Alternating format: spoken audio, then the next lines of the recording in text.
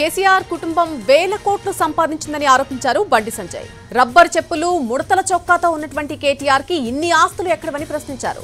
పెట్టుబడులు పెట్టేందుకు కేటీఆర్ విదేశాలకు వెళ్తున్నాడని ఆరోపించారు. తాను అవినీతి చేస్తుంటే గతంలో కేటీఆర్ ఎందుకు విచారణ చేయించలేదని అంటున్న బండి సంజయ్ తో మా ప్రతినిధి భాస్కర్ ఫేస్ టు ఫేస్. జాతీయ ప్రధాన కార్యదర్శి కరీంనగర్ ఎంపీ బండి సంజయ్ పైన నిన్న కేటీఆర్ కొన్ని వ్యాఖ్యలు చేశారు. ఆ వ్యాఖ్యలకు బండి సంజయ్ ఏమంటారు? ప్రస్తుతం బండి సంజయ్ మనతో ఉన్నారా ఆయన అడిగి తెలుసుకుందాం. సార్, నిన్న కేటీఆర్ కరీంనగర్ పర్యటన సందర్భంగా కొన్ని వ్యాఖ్యలు చేశారు. ఇక్కడ రిజర్వేషన్లను ఎత్తేస్తారు, తర్వాత ఈ మీ మీద కూడా కొన్ని వ్యక్తిగత వ్యాఖ్యలు చేశారు. దాని మీద మీ స్పందన ఏంటి? ఇప్పుడు కేసీఆర్ బీఆర్ఎస్ పార్టీ తెలంగాణ రాష్ట్రంలో భూస్థాపితమైంది ఎవరి వల్ల?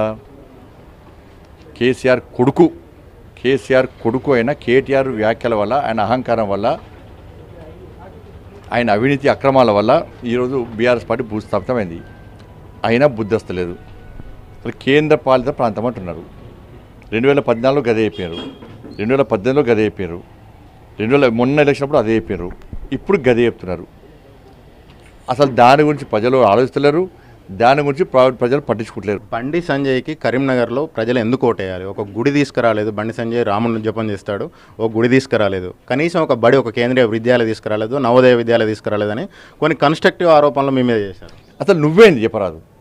నేను నా మీద ఇష్టం ఉంటూ మాట్లాడండి. నిన్న బండి సంజయ్కి ఏం తెలియదు, నీకేం తెలుసు, నీకేం పీకుడు తెలిసి ఏంది చెప్పరాదు. అసలు నువ్వేంది, నీ బతికేంది చెప్పరాదు నాకు. అంతకుముందు నువ్వేమైనా ఉద్యమాలు చేసినావా? నీకు ఉద్యమం చరుతుందా? ఒక వార్డు మెంబరా, నువ్వు ఒక సర్పంచా? మీ అయ్యే పేరు చెప్పకముందు నువ్వు వార్డు మెంబరా, ఒక సర్పంచా, ఒక కౌన్సిలరా, కార్పొరేటరా? నేను మా నాయన పేరు చెప్పుకొని గెలవలే, మా తాత పేరు చెప్పుకొని గెలవలే, మా అమ్మ పేరు చెప్పుకొని గెలవలే. అప్పుడే నా మీద కేసులు ఉన్నాయి, నా మీద ఉద్యమాల పేరుతో. నువ్వు ఎన్ని కేసులు ఉన్నాయి? ముడతలు షర్ట్ వేసుకొని కింద రబ్బర్ చెప్పులు వేసుకొని ఇలా నీ ఫోటో బయటపడతా. నువ్వు ఉద్యమం చేయకపోతే ఉద్యమ సమయంలో మీ నాయన బ్యాంకు లోన్ తీసుకొచ్చుకొని కారు తీసుకొచ్చుకుంటే లోన్లు కట్టలేని మీ అయ్య కారు తీసుకపోయింది వాస్తవమా కాదా? మీ అయ్య రతం తయారు చేసుకుంటే బ్యాంకులో తీసుకుంటే ఇది పేదోళ్ళ డబ్బులు, కేసీఆర్ కట్టవా అని చెప్పి బ్యాంకు వాళ్ళు మీ అయ్య రతం తీసుకుపోయింది వాస్తవమా కాదా? మరి ఇప్పుడు బ్యాంకు లోన్లు కట్టలేనటువంటి నీ కుటుంబము ఇలా వేల కోట్ల రూపాయలు విదేశాల్లో పెట్టుబడి పెట్టడానికి జల్సాలు తిరుగుతున్నావు కదా, అప్పుడప్పుడు అమెరికా లండన్ అటు పోతున్నావు కదా. ఎందుకు పోతున్నావు? పెట్టుబడులు పెట్టడానికి పోతున్నావు. ఎక్కడి నుంచి వచ్చినాయి? ఇలా తెలంగాణలో బికారిగాడు ఇంకా బికారిగాడు అయ్యాడు. కేసీఆర్ కుటుంబం మాత్రం ఇన్ని వేల కోట్ల రూపాయలు ఎట్లా సంపాదించింది? ఇన్ని వేల కోట్లు ఉన్నాయి కదా, మీరు ఏమైనా సిబిఐ, ఈడీ ఇవన్నీ ఉన్నాయి కదా, కేంద్ర దర్యాప్తు సంస్థలు, వాటితో ఏమైనా విచారణ జరిపిస్తారా? అక్రమ సంపాదన అంటున్నారు. ఇప్పుడు అయింది, ఒక ఆమె వేది కదా. ఇక తెలంగాణ రాష్ట్రంలో ఏ ప్రభుత్వం ఉంది?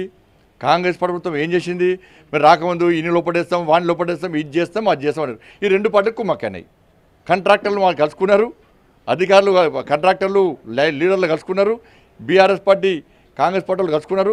కాళేశ్వరం ఉంది అవుడేసి పడేసారు, ఫోన్ ట్యాపింగ్ అవుడేసి పడేసారు. మీ మీద కూడా వ్యక్తిగత ఆరోపణలు చేస్తున్నాడు. బండి సంజయ్ అవినీతికి పాల్పడడం వల్లనే అధ్యక్ష పదవి నుంచి తీసేశారు. బండి సంజయ్ వేములవాడ గుడికి కానీ కొండగట్టు గుడికి కానీ ఏమైనా చేశాడా కనీసం ఎంపీగా ఉండి అని చెప్పి? నేను అవినీతి పాల్పడితే మూడుదాకా నువ్వే కదా మూర్ఖుడా? మీ అయ్యనే ముఖ్యమంత్రి కదా, మీ అయ్య నా మీద 18 ఇంటెలిజెన్స్లో పెట్టిండు. మరి ఏం చేసిన వాళ్ళు? నువ్వేం బీకినావు? నువ్వు గిన్ని సంవత్సరాల అధికారంలో కదా, ఏం బీకినావు నువ్వు? బండి సంజయ్ మీద ఎందుకు చర్యలు తీసుకోలే? ఎందుకు ఆధారాలు చూపలేకపోతున్నావు? మరి నా ఆస్తి పాస్తులు సిద్ధం రా, ఏడ ప్రమాణం చేద్దాం రా. నువ్వు ఎట్లా దేవున్నావు? మీ అయ్యను మీ కుటుంబ సభ్యులు రమ్మని చెప్పి ఏడికేస్తాడు. నేను సవాల్, ఎవరి మీద బ్యాంక్ బినామీ పేర్లు ఉన్నాయి, ఎవరికి బ్యాంక్ డిపాజిట్లు ఉన్నాయి, గతంలో ఆస్తిపాస్తులు ఎంత, ఇప్పుడు ఆస్తిపాస్తులు ఎంత, మొత్తం చర్చ సిద్ధం.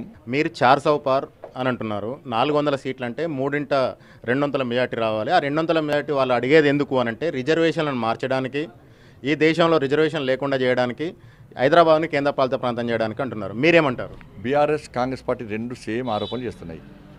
ఇలా ఈ అత్యధిక స్థానాల్లో బీజేపీ గెలుస్తుంది కాబట్టి ఇద్దరు రాత్రిపూట కూడా కలుపుకొని బీజేపీని లేకుండా వేయాలని చెప్పి ప్లాన్ చేస్తున్నారు.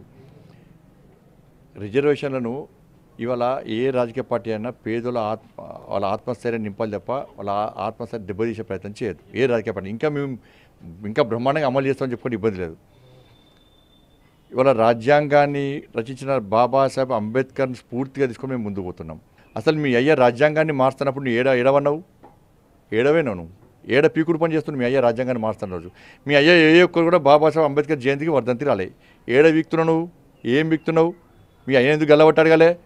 పోదంపా, అంబేద్కర్ జయంతి పోదంపా ఎందుకనిలే? దానికి సమాధానం చెప్పు. కాంగ్రెస్ పార్టీ ఈ దేశంలో బాబాసాహెబ్ అంబేద్కర్ను అడుగడుగునా అవమానపరిచిన పార్టీ కాంగ్రెస్ పార్టీ.